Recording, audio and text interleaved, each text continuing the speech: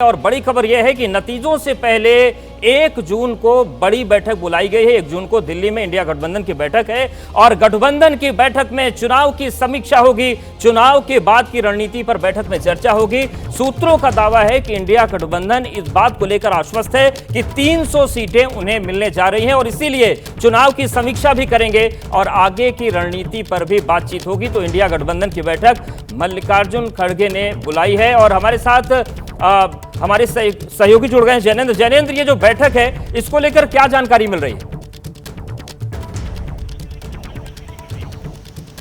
देखिए, बड़ी बात यही है कि लोकसभा चुनाव के आखिरी चरण की वोटिंग के दिन विपक्षी गठबंधन इंडिया गठबंधन की बैठक बुलाई गई है। ये बैठक 1 जून को दोपहर के बाद कांग्रेस अध्यक्ष मल्लिकार्जुन खड़गे के आवास पर होगी, जिसमें इंडिया गठबंधन के जितने भी घटक दल हैं उनके आला नेता मौजूद रहेंगे।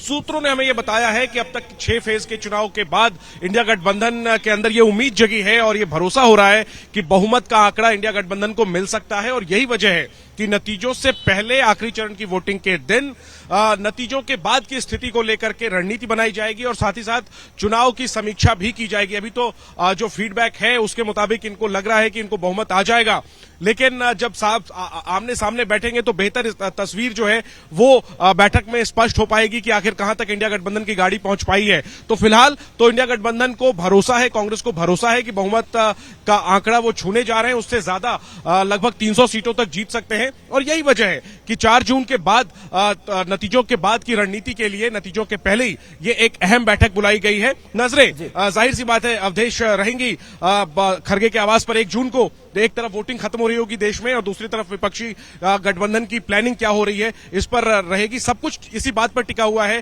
कि क्या इंडिया गठबंधन 272 के आंकड़े को पार करता है या नहीं। अगर नहीं कर पाता तो फिर तो ये जो बैठक है ये दोषारोपण में बदल जाएगी, लेकिन अगर इंडिया गठबंधन इस बार करिश्मा करने की स्थिति में होगा तो फिर सबसे बड़ा सवाल होगा कि प्रधानमंत्री कौन बनेगा। तो इन तमाम पहलुओं को लेकर के 1 जून को जो बैठक है उसमें तमाम चीजों पर चर्चा हो सकती है। जी बिल्कुल, बहुत धन्यवाद आपका हमारे साथ जुड़ने के लिए, जानकारी अपडेट्स को देने के लिए। राकेश सर, ये जो इंडिया गठबंधन की बैठक 1 तारीख को होने जा रही है, किस तरीके से आप इसको देख रहे हैं?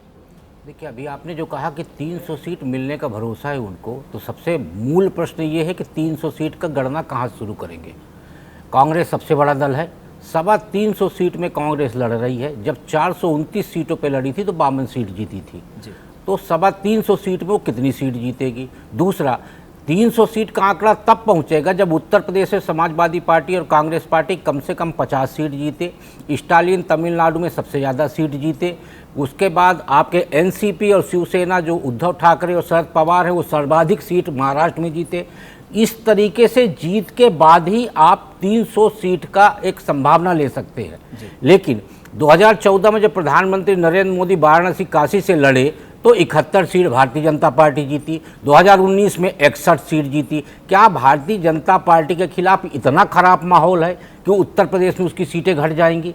ऐसा कहीं भी माहौल नहीं दिख रहा कि विपक्ष के पक्ष में बहुत अच्छा माहौल है और सत्ता पक्ष के विरोध में माहौल है, जिसके चलते इंडिया गठबंधन सरकार बनाने की स्थिति में है। ठीक है, 4 तारीख तक समीक्षा करना चाहिए और मुझे लगता है इस बात की भी समीक्षा इनको करनी चाहिए कि जो दल हमें छोड़ के गए, बड़े ब्लॉक, मायावती नहीं रही, ममता जी नहीं रहे, जेडीयू नहीं रहा, तो उसकी समीक्षा जरूरी है कि ये क्यों छोड़ के गए और उसके बाद ही मुझे लगता है इंडिया गठबंधन को एक नई कसरत करने की जरूरत है अगले चुनाव के लिए। प्रोफेसर चंद्रचूड़ सर, ये जो स्थिति पूरी बन रही है, 1 तारीख को ही आखिरी चरण का मतदान भी है, उसी दिन मीटिंग बुलाई गई है, क्या ये मैसेज देने की कोशिश उन वोटर्स को तो नहीं है जो कंफ्यूजन में हो गए कि क्या कहीं वाकई इंडिया गठबंधन की सरकार तो नहीं बन रही, कुछ वोटर्स पर उसका पॉजिटिव इंपैक्ट पड़े?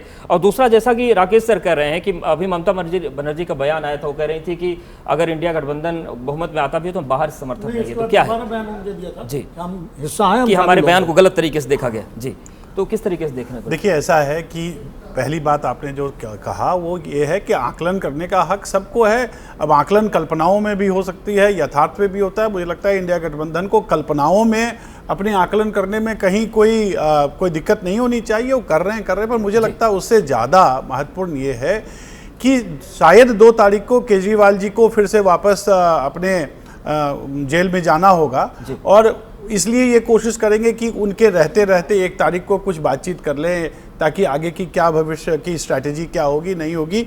तो इसलिए मुझे लगता है ये किया जा रहा है। और सबसे ज़्यादा इम्पोर्टेंट ये है कि चुनाव में जाते समय जो इंडिया गठबंधन था उसमें कहीं कोई तालमेल मुझे नज़र नहीं आ रहा था। और वो चुनाव के दौरान भी हमने देखा कि किस प्रकार, जैसे वेस्ट बंगाल में आपने देखा कि अधीर रंजन चौधरी और ममता बनर्जी में किस प्रकार से तनातनी हुई। तो अब उसको आयरन आउट करने के लिए हो सकता है कि कोई समीक्षा के लिए या अपना क्या आकलन है उनका, उसके लिए उन्होंने बैठक बुलाई हो। मुझे लगता है कि ये 2 तारीख को केजरीवाल जी जो फिर से वापस जेल में जाएंगे, हालांकि आज उन्होंने ये पता चला है कि अंतरिम जमानत 7 दिन से बढ़ाने के लिए भी उन्होंने अर्जी दी है, पर मुझे मोटे तौर पर ये लगता है कि ये जो है वो एक ऑप्टिक्स ही है जिससे कि वो अपने आप को ये वोटरों के समक्ष खास करके इस चरण में ये दिखाने की कोशिश करेंगे कि शायद उनका जो अपील है वो चल गया है और उसके आधार पर वो चाहेंगे कि लास्ट में जितने ज़्यादा से ज़्यादा उनको फायदा हो सके वो हो जाए। तो मुझे लगता है एक रणनीति है, पर जहाँ तक आकलन का सवाल है मुझे लगता है वो कोरी कल्पनाएं हैं। ये मान लेना कि बहुमत 300 के ऊपर जा रहा है इंडिया गठबंधन का। विजय सर, एक छोटा रिएक्शन आपसे लेना चाहेंगे कि आखिरी चरण में एका दिखाने की जो कोशिश है, क्या फायदा होगा इसका कुछ? ये मुझे जो लगता है ये एका दिखाने की कोशिश तो नहीं है, एका दिखाने का कोशिश कह सकते हैं लेकिन वो नहीं है। कोशिश मुझे लगता है कि इस समय 1 जून को संभावित 4 जून के नतीजों को देखते हुए जो इंडिया गठबंधन है वो ये कोशिश कर रहा होगा कि जो नॉन एनडीए दल हैं क्या उनमें से कोई आ सकते हैं जो आज की तारीख में एनडीए के साथ नहीं है, बाहर हैं, चाहे उसमें बीजेडी हो या और पार्टियां हैं, क्या वो शामिल हो सकते हैं। और दूसरी बात, क्या यदि भारतीय जनता पार्टी एनडीए को कोई ज़रूरत पड़ती है तो कहीं इंडिया गठबंधन में से तो कोई लोग नहीं जा सकते। तो इंडिया गठबंधन को एक बनाए रखने की कि भाई जो आज है वो घर मजबूत रहे, और दूसरे जो अन्य दल हैं जो एनडीए के साथ आज नहीं है, क्या वो जरूरत पड़ने पे इंडिया गठबंधन के साथ आ सकते हैं, इस रणनीति पे चर्चा करना और उसके लिए अलग अलग नेताओं को जिम्मेदारी देने की बात उसमें हो सकती है। यानी कि हर तरह की सियासी संभावनाओं को साधने और समझने की कोशिश की जाएगी।